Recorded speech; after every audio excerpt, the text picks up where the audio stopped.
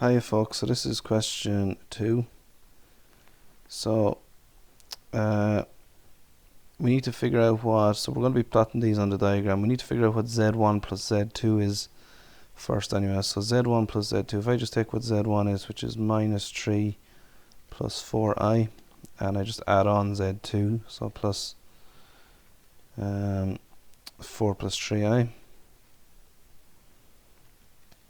So if I just add these together, then just remember you add the real parts and you add the imaginary parts separately. So those are the real parts, the 3 and the 4, the minus 3 and the 4.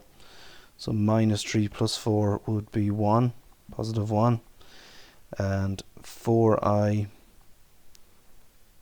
plus 3i would be 7i, so plus 7i. So that's what Z1 plus Z2 is, 1 plus 7i. So if we plot these on the diagram, let's plot Z1 first. Z1 is minus 3 plus 4i, so I go across to minus 3 and up to 4, so it's up here.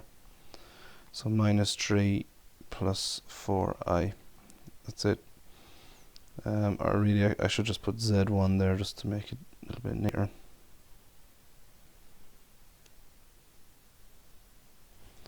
So that's Z1. Z2 is 4 plus 3i, so I go across to 4 and up to 3, so that's here, 4 plus 3i, that's Z2. And then the last one then is 1 plus 7i, so I go across to 1 and up to 7, which is up here, so that's Z1 plus Z2. That's the first part done, that's part A. Part B, I have to figure out what Z3 is. So Z3 is Z1 over Z2. So let's take Z1. Z1 is minus 3 plus 4i.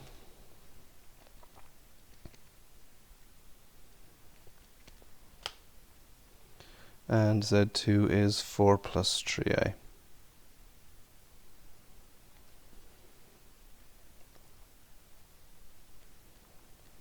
Now they tell us, so that's basically what Z1 over Z2 is, but they tell us they need to give the answer in this form. So you should be used to seeing this in complex numbers questions. The way you change that then into a plus bi, so to get rid of the fraction, basically what you have to do is you have to times by the conjugate.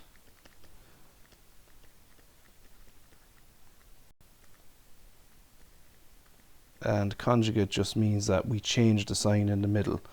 So here of the one on the bottom, always the denominator, okay? So this is the denominator here. So if I take 4 plus 3i, the conjugate of that would just be where you change the sign in the middle, or you just change the sign of the imaginary part. So it'll just change into 4 minus 3i. So 4 minus 3i, that's what the conjugate is. 4 minus 3i. So what I'm going to do here is I'm going to multiply top and bottom by 4 minus 3i. And when I do that, that'll get rid of the fraction always, okay? As long as you make sure you find the conjugate properly. So on the top I get minus 3 plus 4i times by 4 minus 3i. And on the bottom I have 4 plus 3i, 4 minus 3i. Now what you could, so you've got double brackets on the top and on the bottom, so you could go off and draw the grid if you want, if you're used to multiplying out double brackets that way.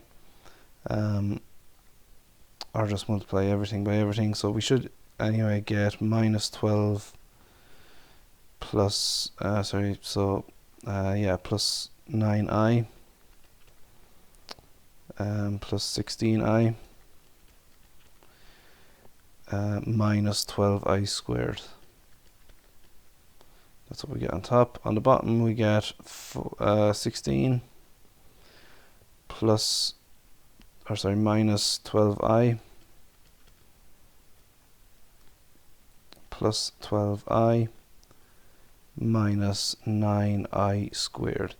Now remember, the very first rules you'll do in complex numbers is that I squared is equal to minus 1. That's really important. I squared is equal to minus 1 with complex numbers. So wherever you see an I squared here, and we have it twice in this part, you can change it into a minus 1. So that there becomes minus 1, and the one on the bottom as well. So on the top here we can add the 2 in the middle as well, the 9i and the 16i. So we get minus 12 plus 25i. And then if that I squared changes into a minus 1, that's minus 1 times minus 12. So it's going to be plus 12. And then on the bottom, the minus 12i plus 12i, that cancels out as 0. Minus 12 plus 12 is 0. The I squared on the bottom, so that will change into a minus 1. So that's minus 9 times minus 1, so that's plus 9. So on the bottom, we're just going to get 16 plus 9, so that's going to be 25. So you'll notice here on top we get minus 12 and plus 12, so that's they're just going to cancel out with 0. So we're going to be left with 25i over 25. So the 25s will cancel out, so we're just left with I really. Now look back at the question there, they wanted in the form a plus bi.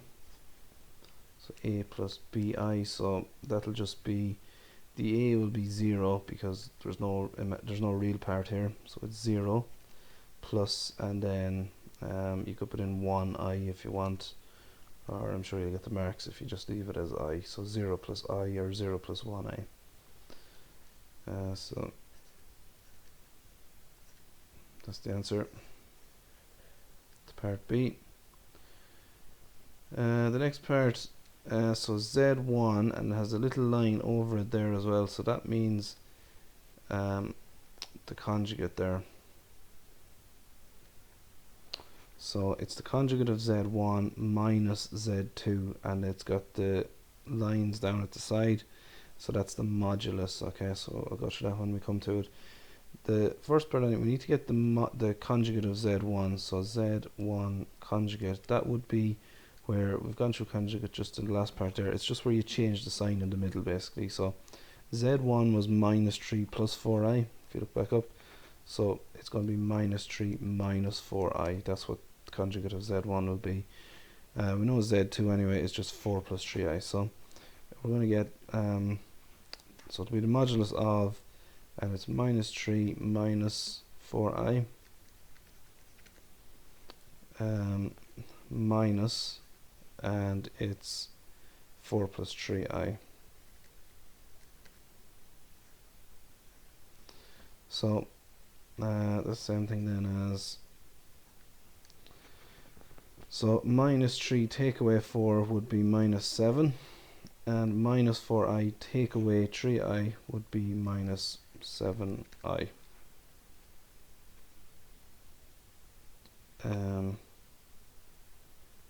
So that's just taking both of them away from each other.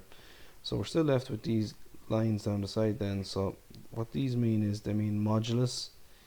So to get that, all you need to do is you need to do square root of a squared plus b squared. So whatever the real part is and whatever the imaginary part is, we square them and add them together and get the square root. So it's going to be square root of minus 7 squared plus minus 7 squared. So minus 7 squared on both accounts will be 49. So we get 49 plus 49 and the square root of that. So that's going to be 98. So square root of 98. And then you can simplify that down. You can use calculator if you want, or using powers of surds. It'll be 7 root 2. So 7 root 2 is your final answer there. So that's it then, that's all for that question.